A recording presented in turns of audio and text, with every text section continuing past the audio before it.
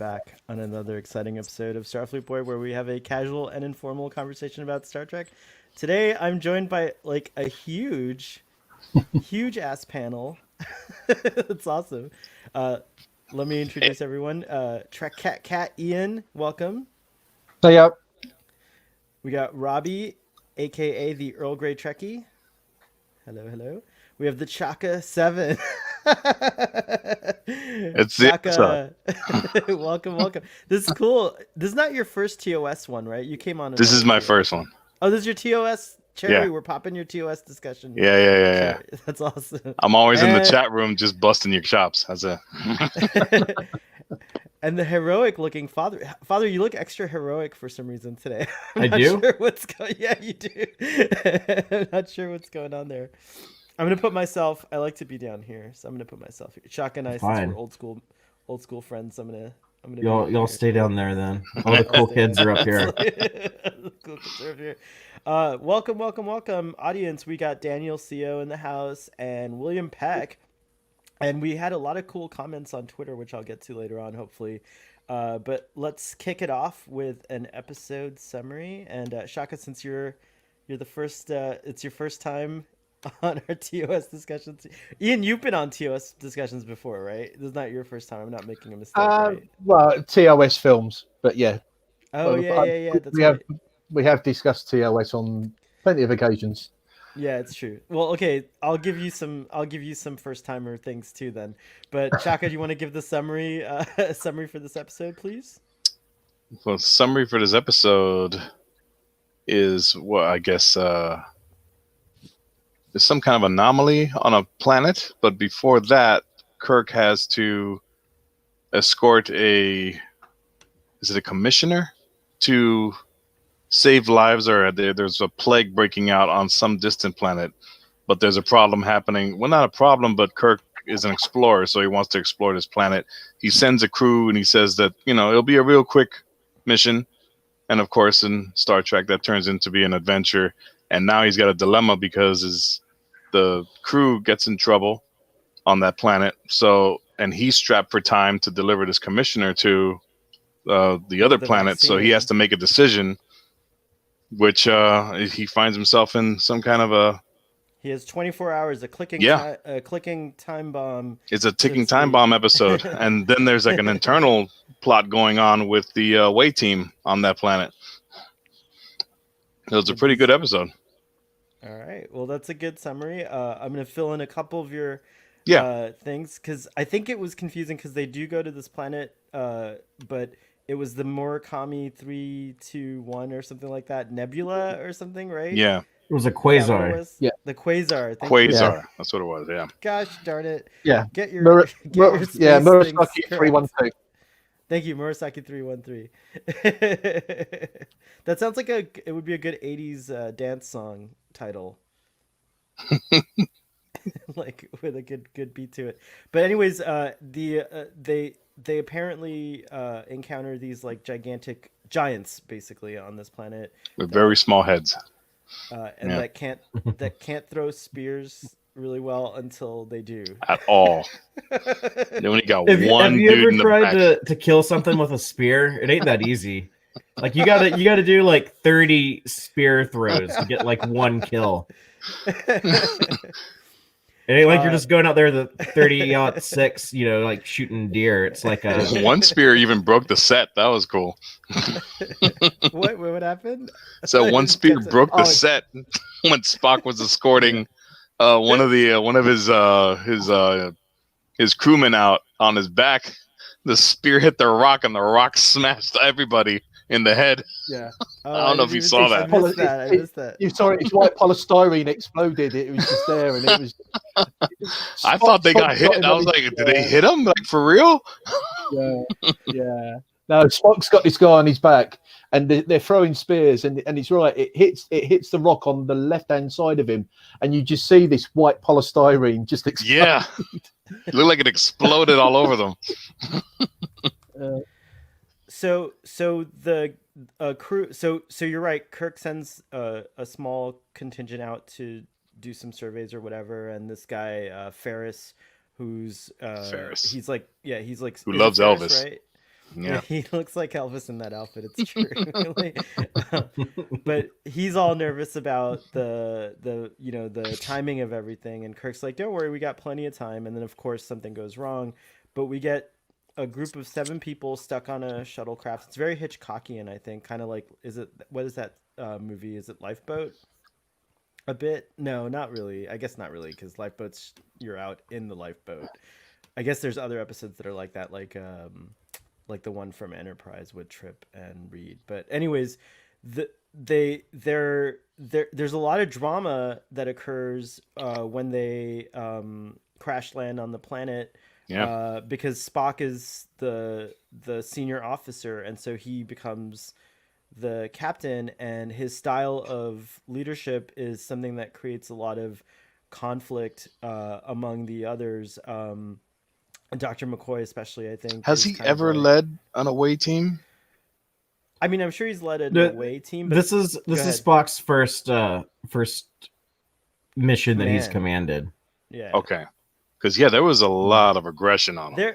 There was a little moment where towards the end where Bones is like, well, there, so how do you think your first command went? And Spock is kind of reflective, and I think that opens the door for Strange New Worlds having another Spock in command moment that doesn't get logged for whatever reason. So I like that. I like moments like that where you can take something so minor and then open a door to possibilities on a prequel show. So I hope they do exploit that. Father's smiling. I think he liked that. No, I just think it's funny to be like, well, here's like a piece of canon establishing that this is Spock's first command. So they could totally mess that up on this show, Strange New World. Everybody's showing them in command. Stuff like that. I'm really looking forward to Strange New Worlds, by the way, because I feel like it'll be modern TOS, and I love TOS, so I'm all for it. But yeah, I draw more of a connection from this to Spock's future more so than his past, and the projection that this puts him on to where he will eventually captain the Enterprise in Star Trek II: The Wrath of Khan. That's right. I think also it's not, sorry.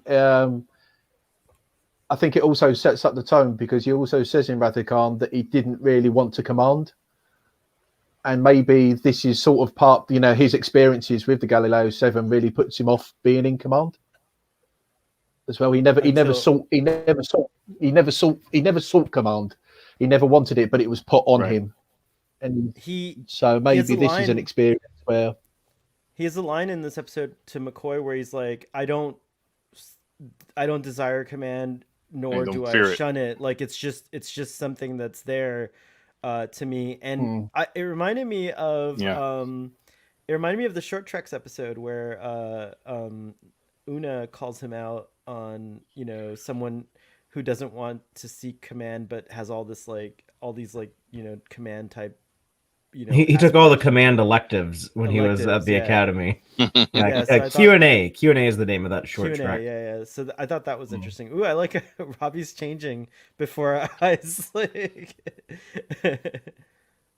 But yeah, I thought that was an interesting tie-in too. What did you guys all think of Spock's command style? They were really harsh on him. That's the thing. I thought it was fine. It's just everybody was really being a dick to him. Yeah, I thought it was. I thought Styled from Balance of Terror was the anti-Vulcan racist. I didn't see any problems with it.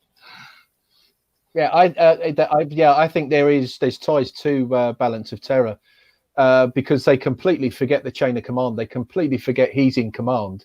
That's it, and he does the orders. I mean, anybody who's military will know, if you're given an order, you may not like it, but you have to do it. And you don't get to backchat. The commander tells you, you do it. And there was a lot of they forgot that basically he was the commander and he was in charge. There was, they really did ignore the chain of command. Boma's definitely going to get demoted when they get back to the ship. I actually think it turned out all right at the end, but I do agree that so there's this just general, I've noticed so far in Star Trek, there is it seems like there's a general kind of suspicion of Spock among the crew other than, you know, the bridge crew, like other than like Kirk, Spock, I mean Kirk, McCoy. Well, McCoy's suspicious of him, but in a different way. Uhura and Scotty. Oh, I love your background. actually, actually, Smurf. if you're wearing a fur right now, Father, you could totally cosplay. You could do it. You could totally. You have a beard and everything. You could totally. Here, let's give Father the full screen here. He unfortunately, Father, freezes whenever he puts on a background. So we're just gonna have to enjoy the still. He's here. not frozen. But at the same time, guys, do you not like Spock did get Yes, to do one of these. like Spock kind of is cold even for a Vulcan, I think. Especially for a Vulcan half human towards the death of the two crewmen. I forget their names. One was I think Giancarlo or whatever. He's got to fix the ship though.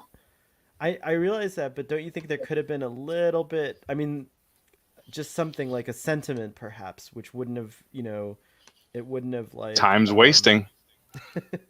I see. I see. I'm on Spock's side on that, man. It's like there's no time to be like, ooh. Is you got to fix the ship and get out of there. Okay. It's a quasar, and there's aggressive life on the planet trying to kill you. Yet these guys want to be like, no, let's just let's stand here and bow our heads while these things are going to try and attack us, and we don't know the Enterprise is leaving in a minute. Come on. Scotty's on. I feel like Scotty was the only one fully focused on during the whole episode. He was like totally 100% constantly trying to repair the vessel. I also noticed as a whole. Go ahead. Counter you just one more time. So Spock has no time for anything, but he does have time for scientific curiosity, as he states later on, to go and look around, and then he finds, which is touching, that he finds the body of the crewman and brings him back to the. I think that was but that was implied. Like I think he was forced to do that. Robbie's an Andorian, everybody. That's amazing. That's really good. You should send that. We should screenshot that and send it to Trekker. Oh, whoa! Now he's like, what's happening to Robbie? It's like Willy Wonka. He's turning into a blueberry. He ate too many. Sorry. I think he was influenced. That's why he started caring. He was influenced by the crew. I think that's what happened. Angrily. Yeah, I think he used it as an excuse. I think he used an excuse to go and get him. Yeah. Yeah. I mean, when you have so many people on you saying that you're wrong, he was just trying to look at all angles again, being logic, and saying, okay, you know what? Maybe I am wrong because everyone's in agreement with this, you know. So let me just try to. The wrong word is humor, but it's like let me try to accommodate them by doing this because he is the leader on top of that, you know, and he does want them to follow his orders, but he's not going to do it in a commanding way. He's using logic. He's using what he learned, what he was trained with. However, he just doesn't have that human aspect, even though he is half human, which is what bothered me throughout that episode. Well, he shuns his half human part intentionally, which is I think a thing that you see him do a lot of times is like he doesn't really acknowledge that half human part as much as his Vulcan side. I was retrospecting also what's his name? The commissioner? No. Theorist? Ferris Bueller. Yeah. I was retrospecting him because they're coming down on Spock for not caring about life, but Ferris is saying leave them on the planet. We got other people to take care of. Well, and he never got any heat for that. Well, because I think he's right. In the end, at the end of the day, like at some point, the Enterprise has to weigh the needs of the many against the needs of the few. Which is, you know, the crew there. That's what Spock was doing, though, on a smaller scale, by not having a service for these gentlemen. He's like, we need to leave. You know, why do you want to just stand there and have this service? Okay, we were burying them. That's enough. You know, but going back to the question, so I think you it's clear you agree with Spock's command style, and so does Ian. What about you, Robbie? I agree. I think Spock got quite irritated in this episode with how people were treating him. I do think his human side came out a bit more. No.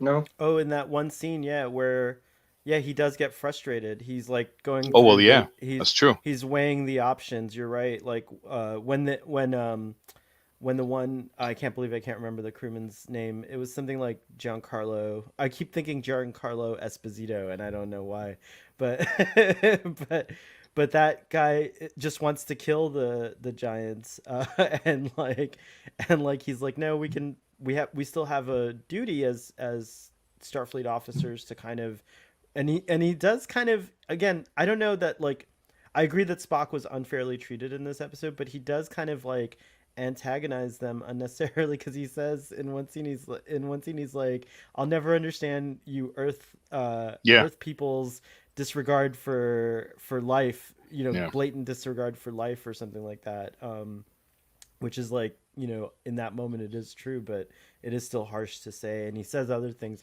I can't remember that are kind of harsh. Yeah. Oh, Vile Mike's here. Hey, welcome. And Stress Free K also. Wow, there's a lot of comments just popped up. Sorry, guys, I didn't see all these comments pop up here. No. He also gets frustrated on his tactics, too, when he was supposed to miss with the phasers and it didn't work. And he was like, but that should have worked. And he got a little frustrated on that, too. He's like, why are they still attacking? We showed dominance. William says, I feel like they were trying to reflect the times, illustrate what was going on in the country at the time.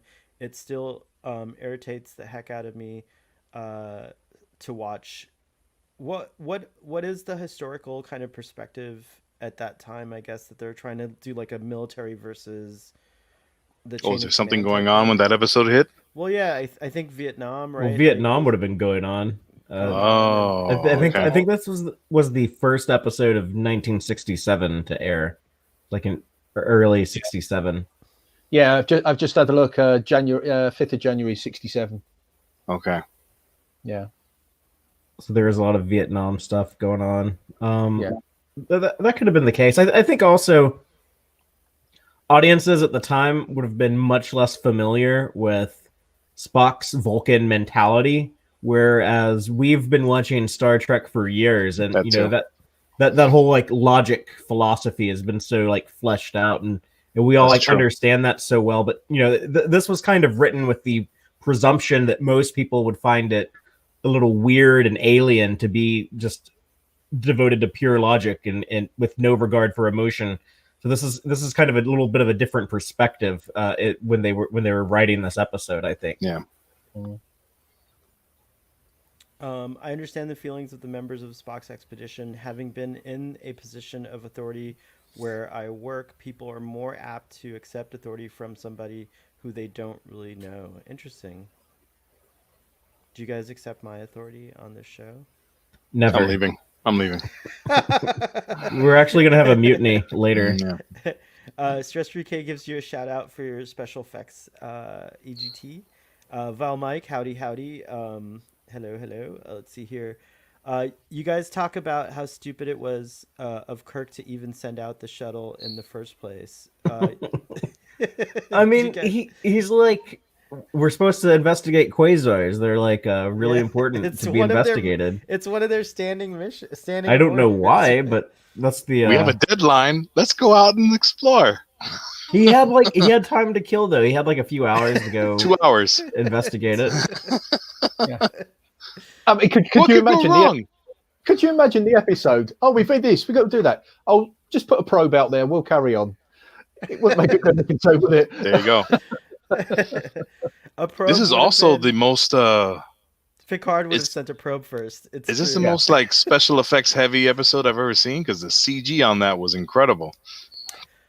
I was watching the original, like the back-to-back of the original footage, and so there is a lot of like updated. It's a lot of updated effects. Like they definitely make it feel more like you're in this ion storm. And what I really got to commendate is the special effects crew showing the shuttle leaving the Enterprise and coming back in, but they still made it look cheesy, and I'm like, that's hard, man.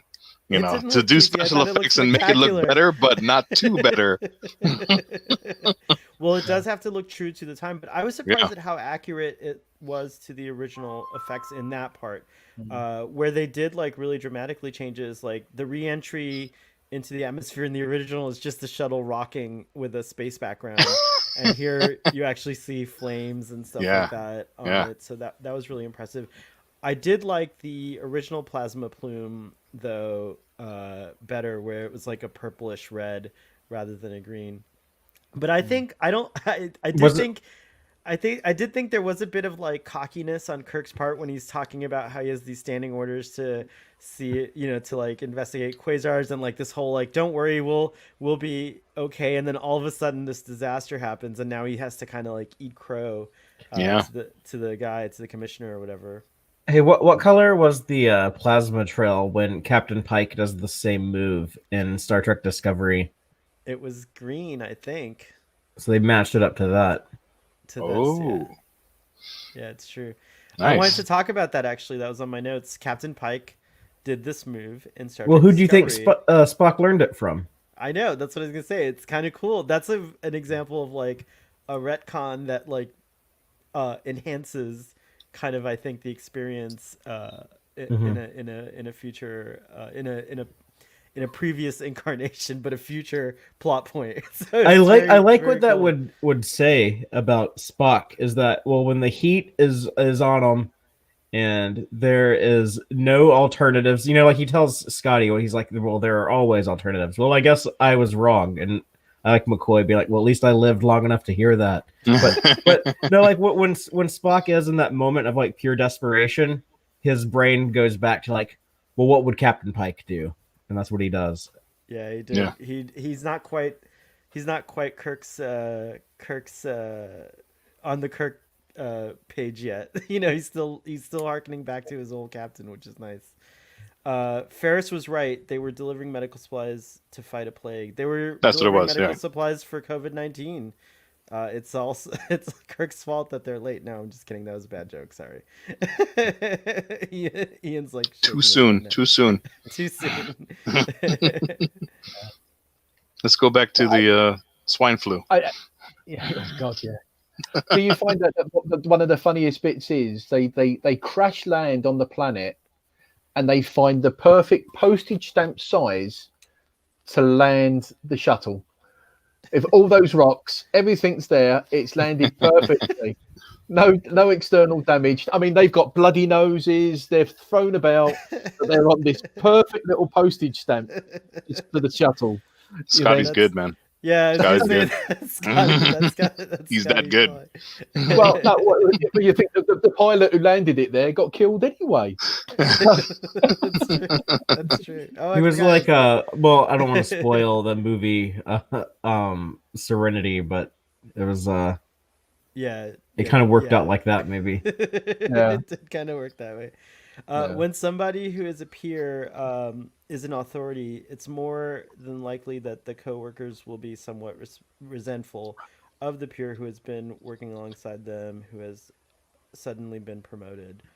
I don't remember. I rose among the ranks when I worked at the Apple Store to become a manager, and I don't remember any obvious resentment, but I did model my style of leadership after James Kirk and Jean-Luc Picard, so maybe that had something to do with it. Jesus! Had I modeled it after Spock, I maybe there would have been some resentment, but who knows? A lot of weird looks too. Yeah. By the way, Vile Mike, if you guys go check out, there is a review that he's done for this episode on his channel, so go check it out. And so I didn't know this. The episode is based on an old movie from the 30s with a sci-fi twist. What movie? That's cool. Yeah, what movie? And we're all waiting, like if it's going to be an instant answer. That's funny. Let's talk about Captain Kirk a little bit. So, what did you guys think of all those scenes on the Enterprise? Kirk actually has possibly the smallest part in this episode that we've seen so far in our TOS reviews that we've been doing.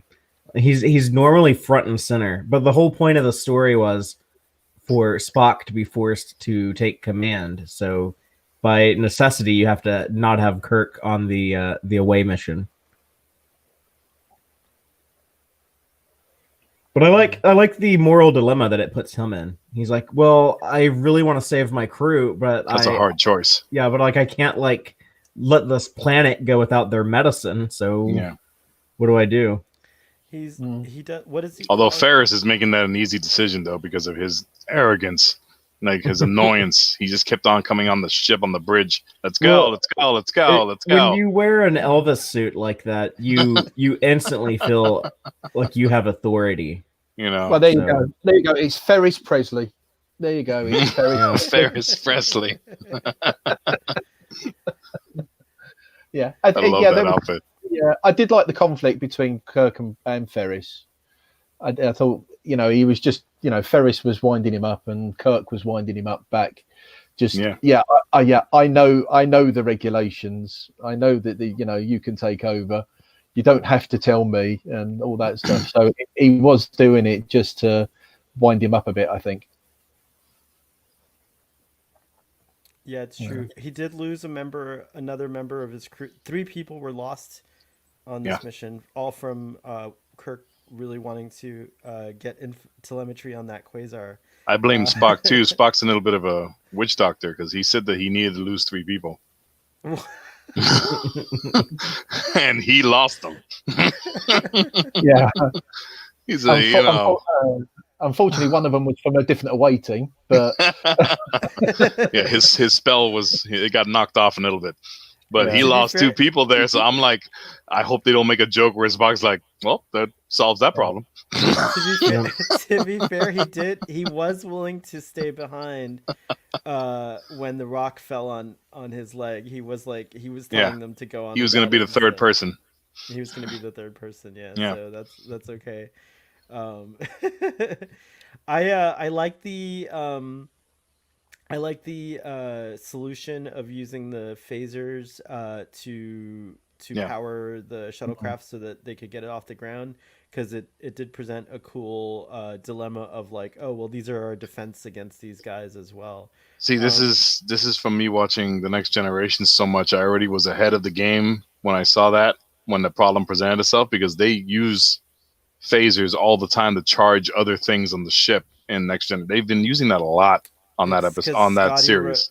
It's because Scotty wrote a brief afterwards, and it was now standard. That's what they did. Okay. Yeah, and it was everyone stands on the shoulders of Scotty. Scotty, yeah. You learn from the best of the best. They've used that so many times in TNG, man. It's like, oh, let's use a phaser, charge that up, and that's it. I like how Scotty stays out of the drama in this episode. Like all the stuff going on with like Spock and Boma and McCoy, and like Scotty is just like, I'm just not gonna say anything. I'm just gonna keep my head down and work on the shuttle. Using his Legos, little Lego toys, putting the ship back together. He does. By the way, Ian has a channel where he does Lego builds, and you should go check it out. So go check out Trek Cat on YouTube. Cat. Trek it's Cat, the 3 cat. Yeah. Thank you. Very cool. Scotty stands up for Spock in the one part, though, I think, right? Like when they really come down on him, Boma actually threatened Spock's life in a way. Right. He's like, if you died, I'd bury you. And Scotty's like, hey, that's too far. Yeah, I think there's a lot. Yeah, there's a lot of similarities between Boma and Styles. I think Styles from Balance of Terror. I think there's that. He's made his decision on what Spock's like. Like Styles thought, oh, he's a Vulcan spy. A Romulan spy, and then Boma on this one, he's just so antagonistic towards Spock. Really antagonistic on this. Although, Starfleet boy, I have to give it to Boma a little bit because no one knows who he is, and he's black, and so he's like, I'm not dying on this episode.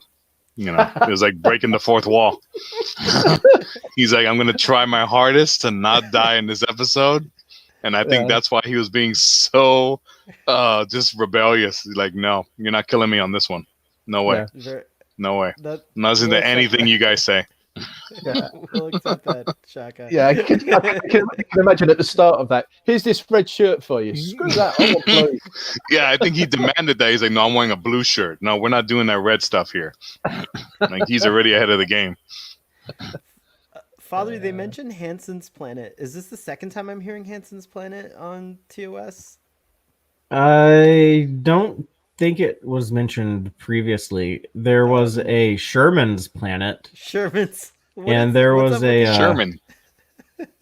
Could there be a Sohail's Planet? There was a Ted Smith planet. Sure, why not? Ted Smith. Ted Smith. This is Planet Ted Smith.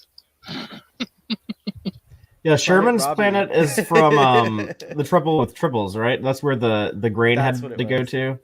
And then there was We a also have Wrigley's Pleasure Planet. Planets are different in TOS. That sounds like a so circus. We don't get names like this in TNG. It's always like something. There's very a epic. Ryan's Planet also. Ryan has a planet. Ryan's planet. These are probably like the crew members. They got their own names for the planets. I What mean, did the you guys- real crew members. What did you guys think of the actual shuttlecraft set? Like the actual shuttlecraft that they built and everything? Because it looks like it's a full. It's kind of It's like like- a TARDIS. It's bigger on the inside. It's exactly it, man. That's It- every old Star Trek. It's so much space. The interior of the Millennium Falcon doesn't fit into the exterior of the Millennium Falcon either. So, hate to break it to you, but no, I like the shuttlecraft. That's a cool thing. This episode was an introduction Oh, nice. to the shuttle. I want a Yeah. shuttlecraft. So the shuttlecraft didn't exist before this. It wasn't a concept. Now it's like a Star Trek staple. Like every show has shuttles, you know. You have to have Yeah. it. So it was a cool way to showcase this concept. You put it front and center. You show it taking off out of the shuttle bay. You show it go down onto a planet. You see the inside, you see the outside. A question for you guys. They only used 2 shuttles. Was that the original idea that they would only have a couple? Because they only used the Columbus to go and search for it, and obviously the Galileo was on the planet. Was that saying they weren't going to have that many shuttles on the Enterprise? Yeah, you'd think if you had like 5, you would just like send all 5. You know, You'd cover send them more all out. territory. Yeah, It seems like did they was only have room for 2 though. Maybe based on they the were size strapped of for the- time. Maybe too many out there would be. You have to coordinate something to have more time for them to get back on the ship again. Well, I don't know. I don't know, because they did do an awful lot of. They sent quite a few away teams, so I did wonder, because obviously, TAS they had loads of shuttles, but I just wondered, because it was so early. You know, it was only episode. What episode was it? It was that. In the Mud's Passion in the animated series, you get like a good look at the shuttle bay. Yeah. Or maybe 2 was enough to cover the whole planet. But Oh, here we go. Let's get Father center stage here for a second. Oh, There's how a many- lot of look at shuttles that. in there. Oh, shnikes. okay. I would not have figured that was the case. And what? Well, I mean, with a crew of 400, yeah, I would figure there'd be a lot of yeah, shuttlecrafts. But as I said, they you only saw 2 shuttles, and I was actually quite surprised they only sent one Very out neat. to look for them. The movie Val Mike was talking about earlier. I don't know what happened to this mode. Here we go. Okay, it's called 5 Comebacks, starring Lucille Ball. That's cool. What? She's, Nice. yeah. Yeah. She's in a sci-fi? It has That's- a I have sci-fi to see twist, that. I think. Yeah. I have Well, to see she is Star Trek's mother. She is Yeah, it's true. mother of Star Trek.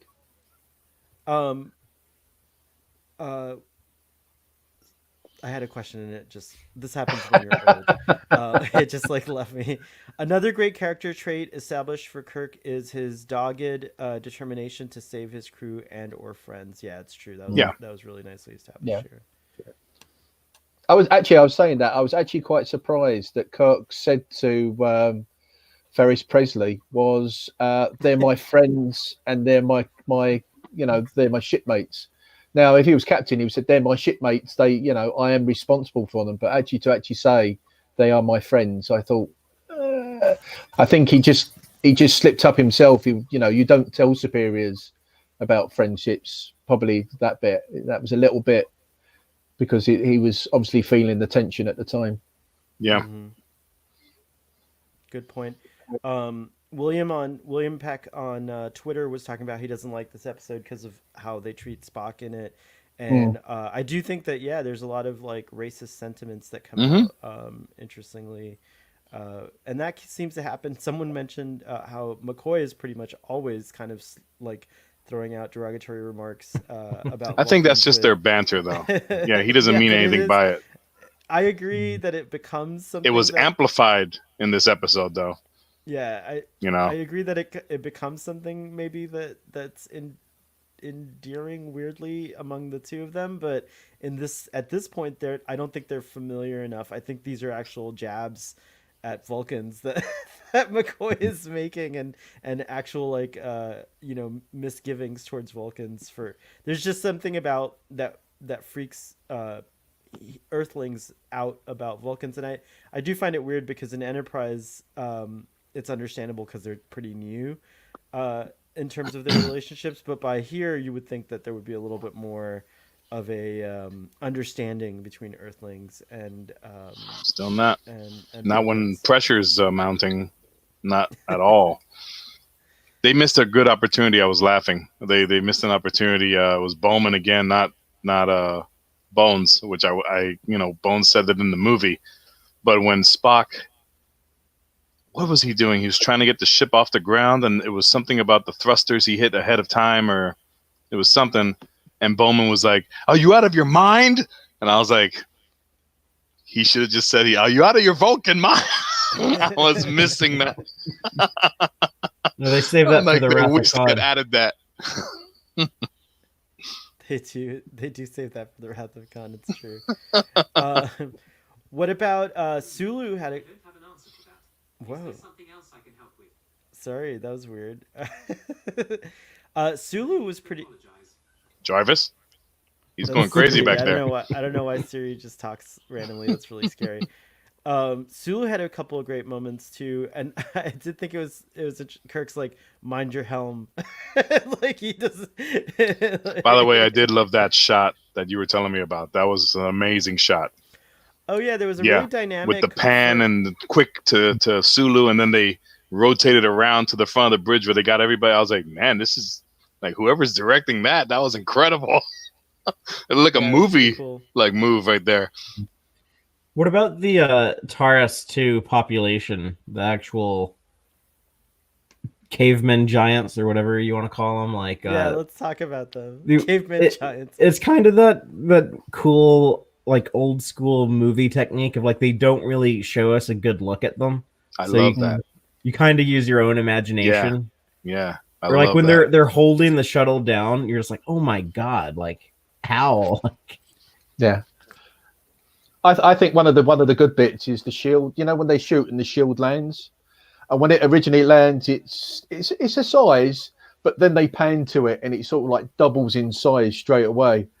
It looks like about 2-3 times bigger. But when that's great because your imagination is like, wow, this fits on an arm. So how big are these people? So your imagination is going crazy now. I loved how they did that.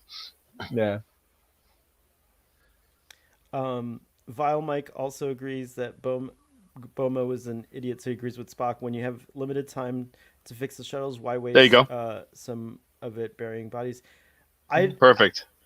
I think that I think it's important ritual to honor the dead. I don't know. You do it after everything is done, though, Starfleet. But you're never coming. You're coming back. Then you do it on the ship. You send the empty torpedo into space, and you have the ceremony there. You couldn't take the bodies because they'll weigh down the shuttle. So exactly. Then you just leave it. You do it on the Enterprise, like they were there. Could you dig a hole with a phaser? I mean, I know they used most of their phasers, but couldn't you also dig a hole with a phaser and just kind of make it like a quick and dirty burial? I mean, it should only take 3 or 4 minutes, right?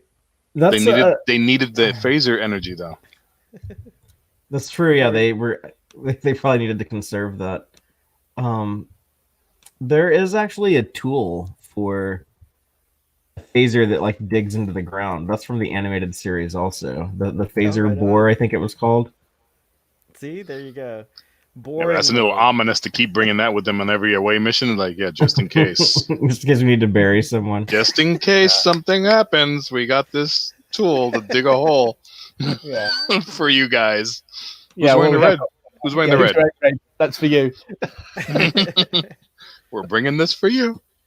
The first guy gets killed by a spear, and there's blood on the spear, but I noticed he had no wound on his person, right? Like when they're carrying him off. I didn't notice. Well, Oh, wow.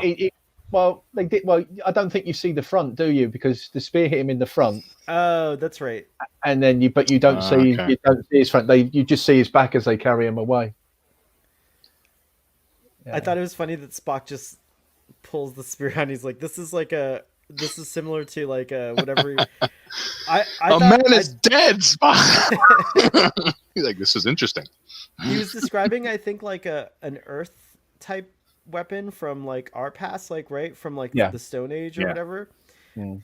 It is a little funny, and I know why this happens, but like it would have been neat if Star Trek back then had the idea to say things like, "Oh, this reminds me of a Romulan, spear circa, or like a Mintakan, so just something other than Earth." Everything's always like a reference to Earth, which is kind of like I think I'm funny. going back to Fathery. What he was saying is that they were still establishing, I guess, this new how show. big the Federation was. Yeah, and so what- no one would really understand that yet. You know, they had to keep on going back to Earth terminology.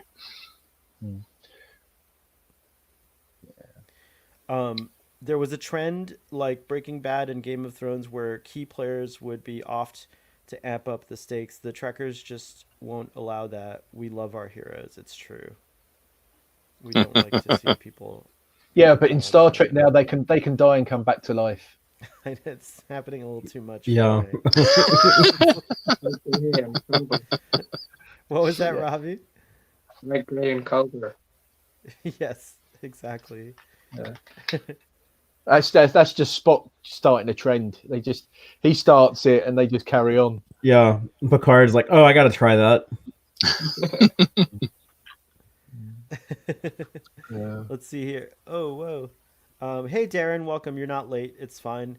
Oh, and Conti's here from the hospital. What? Yeah.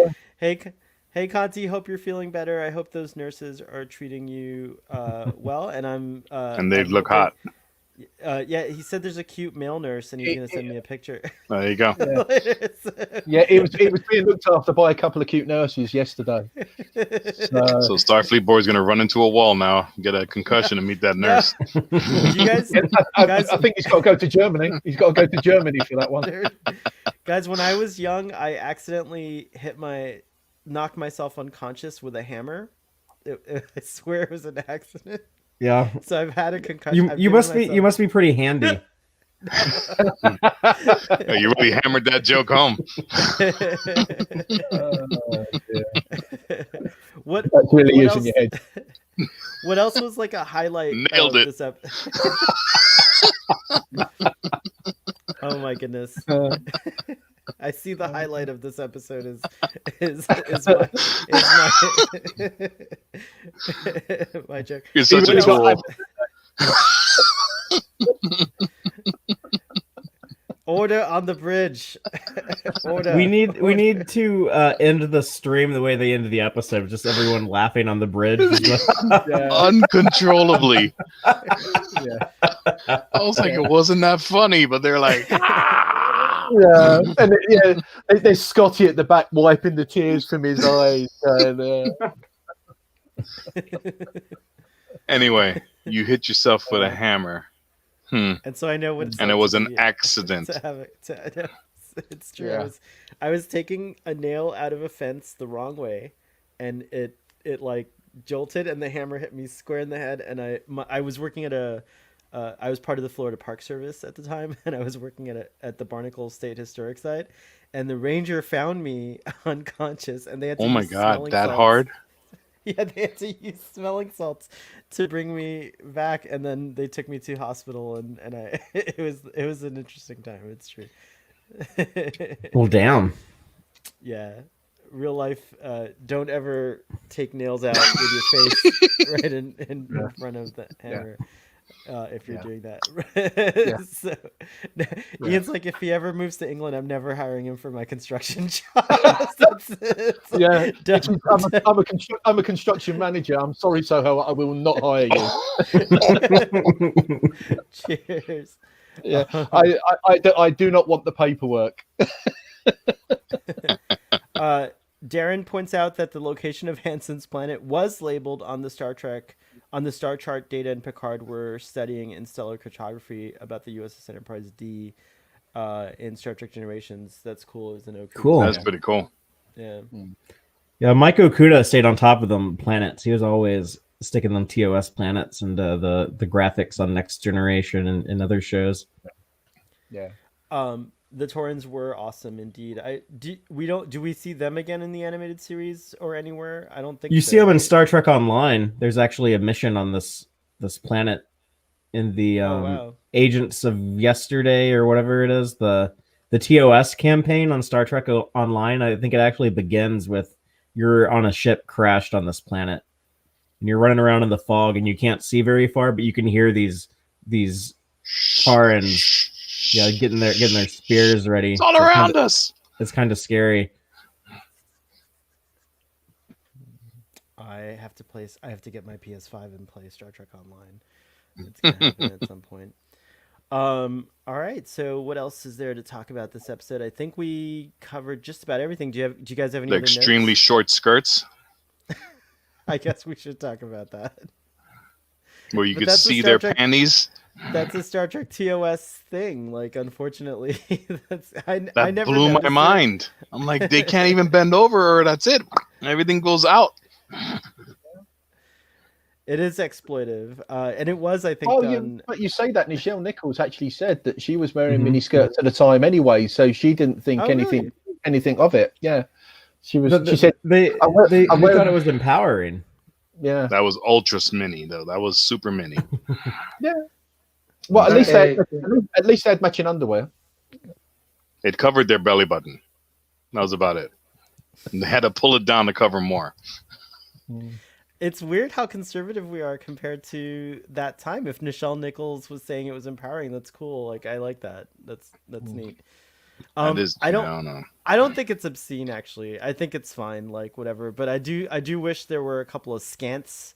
I wish some of the men were wearing skants in this time period, but they weren't. Yeah, like I watch it with the assumption that it's like optional to wear that, and like if Scotty wanted to wear the mini skirt, he could, and no one would say anything. It's just Or Sulu. It's just optional. There's an illustration of Scotty wearing a kilt, and it's mini, actually. The mini kilt. Funny. It's a mini kilt. So Yeah, that's from Is There in Truth No Beauty when he wears that. Yeah. They also have like women wearing pants in The Cage and in Where No Man Has Gone Before. Yeah. So I know like those are like a little bit different uniforms, but I just assume that it's optional, and that's why in Next Generation you see the men in the skants. It's like, well, that's just what they wanted to wear. So okay, cool. Didn't they have the mini skirts because the actress who played Human Rand wanted to show off her dancer's legs? Oh yeah, she does say that. Grace Lee Whitney. That's right. She does say that she wants to show off her dancers' legs. Well, She was the one that bounced off the ship.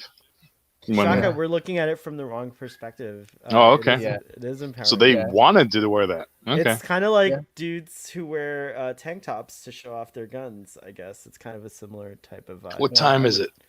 You gotta go that way. Yeah, isn't it? That's too Hogan. Which direction? That way. I just remember Tom Cruise in that volleyball with Top Gun. And he's like, "What time is it?" "Oh, it's He's just flexing, looking at his watch. It's the one that's been labelled homoerotic. The volleyball scene. The volleyball scene. Yeah.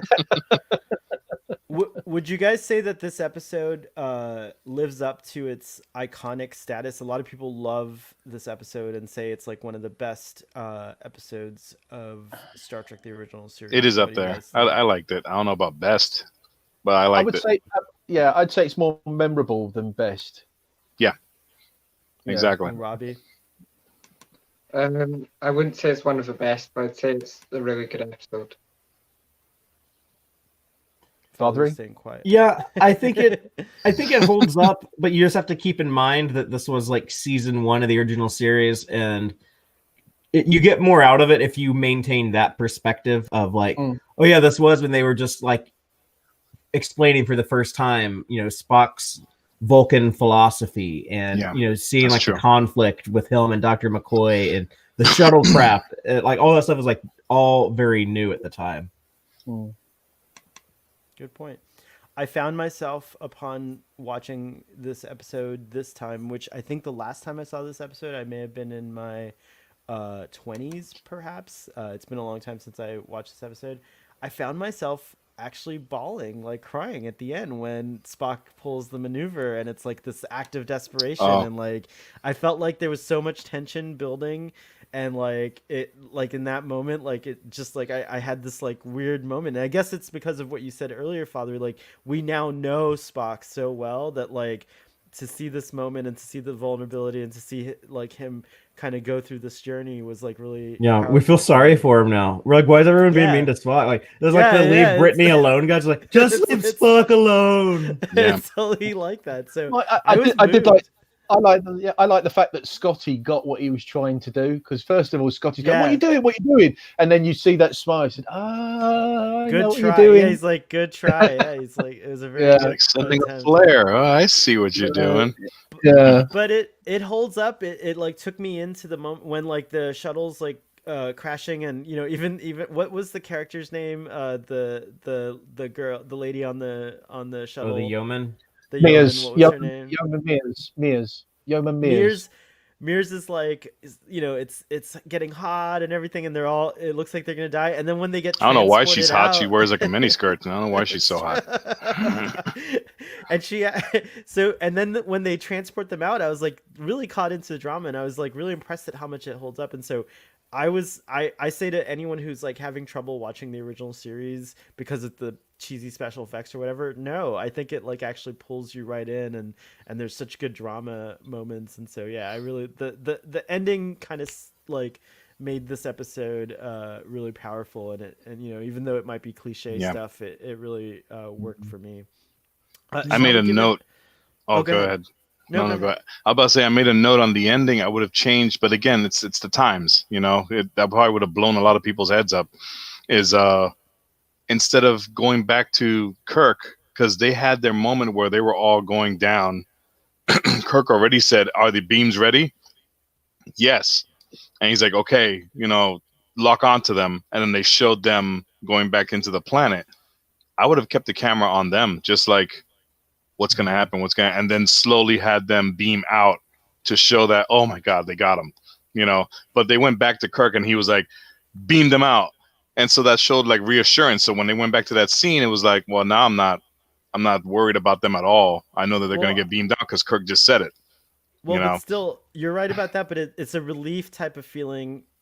For me, I liked it because it's a relief type of feeling of like, these people think they're going to die. Like, so I was like, actually like, for me, I was empathizing with. Well, I wanted to be there with them, though. With them, I wanted to always be right there and be like, "Yeah, are they gonna? Is this it?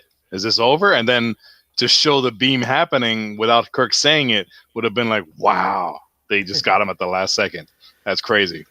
And then going back and having Kirk be like, "Did we pick them up?" And he's like, "Well, we picked up 5, bodies," and having him being like, "Okay, good." That way we're all on the ship with them. So feeling that drama instead of feeling kind of safe. But again, in that time, I don't know if the stress level would have killed a lot of people watching. They would have been like, "I'm going to the hospital. I can't take this episode." What did we say was the... Go ahead. I think what they should have done is a comedic moment, because they did the bit at the end, said, "We've beamed 5 up. They're all dead." Only joking. I'm just joking. Kidding. Yeah. No, I Um, was watching this with Antonia, and she asked a good question. She asked, "Why couldn't they just leave 3 people on the planet, go to the Enterprise, and then like come back and get them on like that other shuttle, the Columbus?" Oh, that's a good question. Great. What about She the just- what about the Antonia animals just- though that were there? Antonia just. That's broke what I this was thinking. episode. I'm thinking like, The animals well, would have captured them though, or yeah, done whatever they you'd wanted probably to be them. in too Torrens, much the danger. Torrens. And also, Torrens. what if the Enterprise didn't have time? What if they like didn't have time to send the shuttle? They have to like get the medicine where it needs to go. Yeah. But Did they something to say think how about. far they had to go to deliver this medicine too? Because It's like that's another 3 days issue. away. I do think it's funny that Captain Kirk's like leave at what does he call it? Space standard speed or something like that. That was weird. Space normal speed. Yeah, Space that was weird. normal speed. Isn't that Yeah. impulse? I guess it's they hadn't sublight. invented impulse yet. Yeah, like maybe they hadn't invented. But would that impulse be yet. the Yeah. would that be the equivalent of impulse?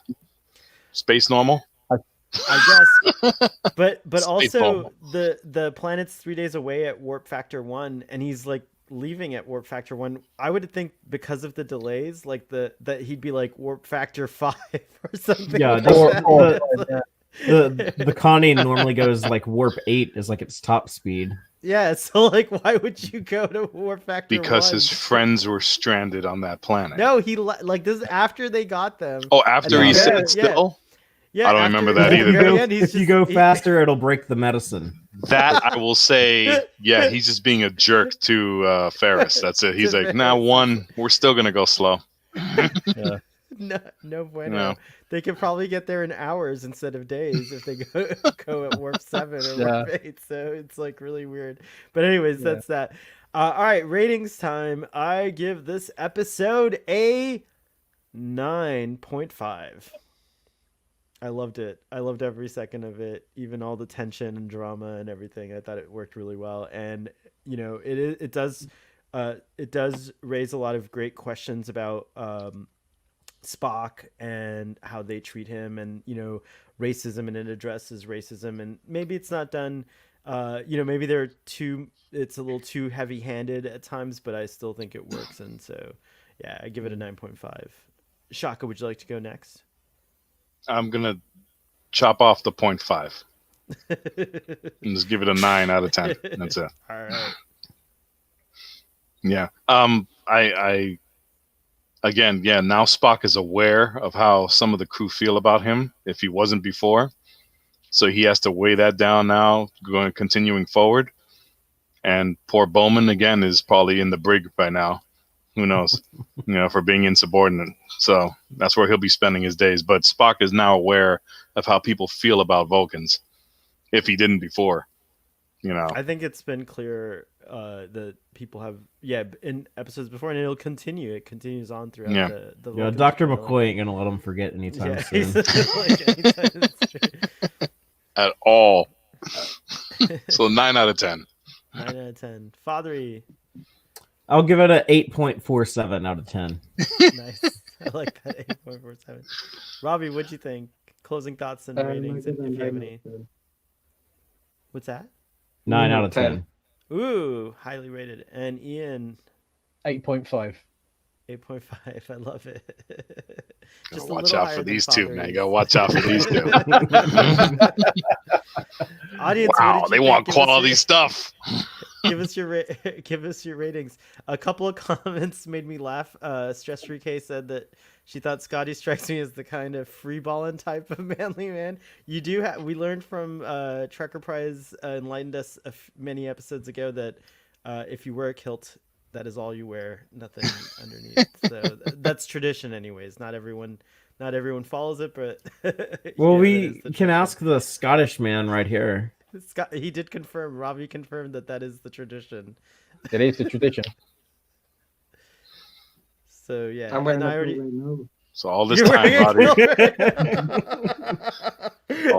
Roddy, Roddy Piper was doing it wrong. Gee, oh my gosh, I haven't thought of Roddy Piper. He in, always like- took it off after a match. It's like, if he didn't wear those trunks, it's like, what are you So- doing?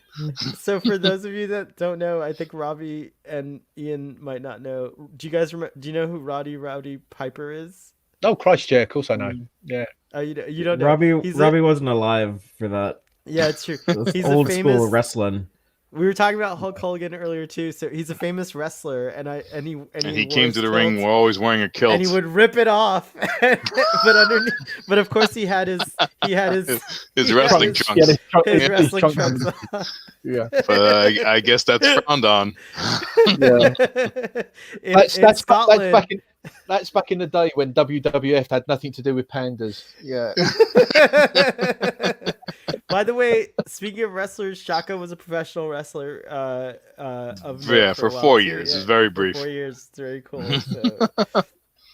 And he was my personal body. He was my personal Tauren in school. I had a Tauren that protected me from bullies. So thank you again, Shaka, for doing that.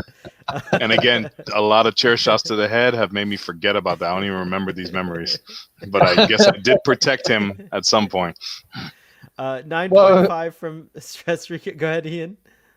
I was going to say you needed protecting. I mean, you couldn't defend yourself from a hammer. What? It's true. This is true. And 8 or 8.5 mini skirts. William gives it a 5. It's hard. It's a hard one for me to watch, but it's not an awful episode. Excellent. And so yeah, I think Val Mike will go to his review and see what he thinks about it. Darren, thank you everyone. Darren, Stress Free K, Conti, William, Daniel. Who else did I miss? Did I miss anyone? Let me see. Where's Everyone Q? who came, thank you, and everyone in the replay audience, thank you for watching. Don't forget to like, comment, subscribe. Don't forget to subscribe to all And of obey. our... and obey. And Father on Text Trek last night made a good point. You know, we can all use the support, so it doesn't really hurt to subscribe to a channel. So please, if you watch our videos and you like us, and maybe even if you don't like us, subscribe so you could be our antagonists. All right, so do you guys have anything to promote before we go? Let's start off with you, Ian. Me? Yes, what's going on your channel? What are you doing? Well, I haven't posted anything for a while because I'm started a bigger build. I'm currently doing a Mark II Viper from Battlestar Galactica. Cool. Oh, cool. Oh, wow. It's about 4,000 pieces. So, yep. So I'm currently doing. I mean, I have quite a lot of Battlestar Galactica builds coming up. I've Nice. I think once I've done that, I will be doing the Shenzhou Ooh. for a build. But yep, that'll be on my YouTube channel, also on Instagram and on Twitter as well. And it's all under Cat. Super. Robbie, do you want to talk about the game that you were talking about on Twitter? Well, I'm not sure when it's going to be finished. Oh, okay. I was just going to tweet a Kahoot game at some point. Speaking of games, tomorrow on Trek on the Tubes channel at noon Eastern, we're going to be playing another round of what's it called? Quiplash? Quip something or other. Quiplash, I think it is. Yeah, on Trek on the Tube at noon Eastern, right? Noon Eastern. So yeah, last time, who won last time, Father? Was it you? Or was sure. it a tie? I don't know. I don't remember. But I plan to defeat you all this time. You're going down, son.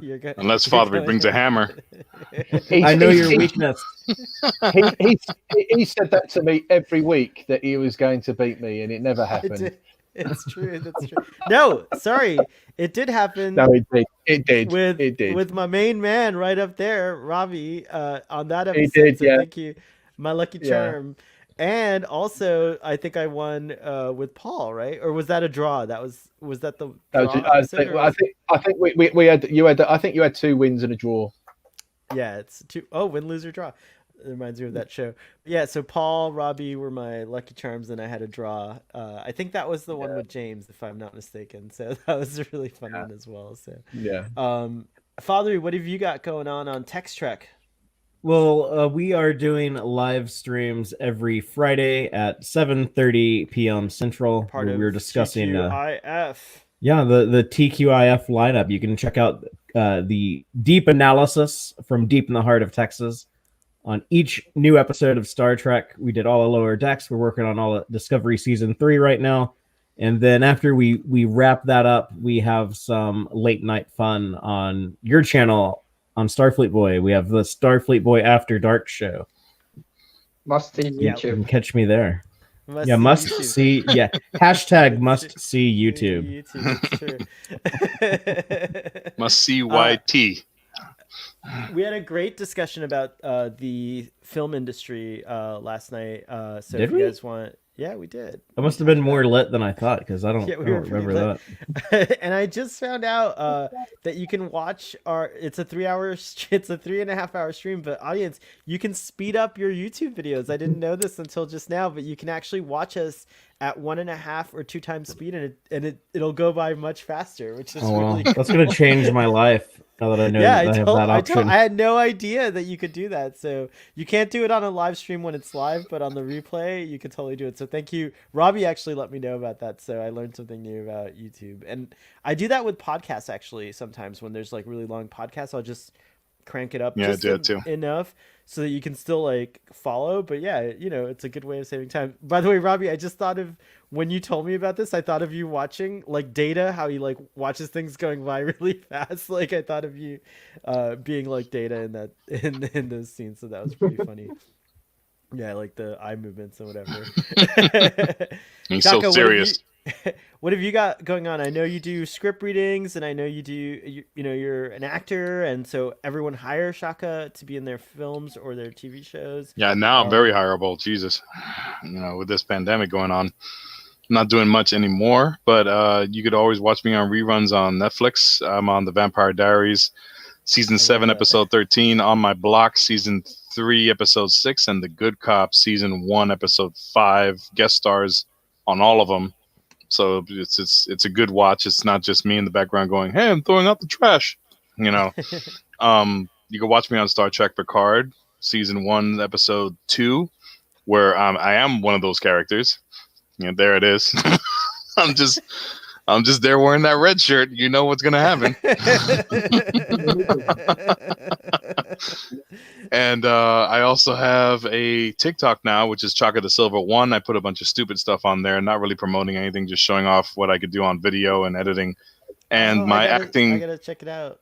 My acting page will be on Instagram at Chaka da Silva, and my art page will be on Instagram as well at Chakapocalypse. And that's all I got going on. Starfleet Boy's on TikTok too. I gotta make more videos. I gotta find you. All right. Do a collab or something like that. I like when you react. I'm gonna react to like one of your videos. That's what I'll do. Yeah. I love doing that. So you're on TikTok. Starfleet Boy's on everything. You can find Starfleet Boy on Twitter, TikTok, Instagram, Facebook. See, I segued into that. There you go. Go ahead. Facebook, YouTube. Very nicely done. YouTube, and where else? We're on Twitch, but I think it's an imposter. It might not be me. And and yeah, that's it. We're everywhere. You have imposters already? Well, that's crazy. It's an account that I think I created, but then I lost the credentials for it, so I'll just call it the imposter account. But like, it's still somehow connected to my live stream thing, but it doesn't always work. So yeah, check out Starfleet Boy on everything except Twitch until I figure it out. Well, thanks guys. Have a lovely afternoon. Thank you for joining us. We'll see you next time. And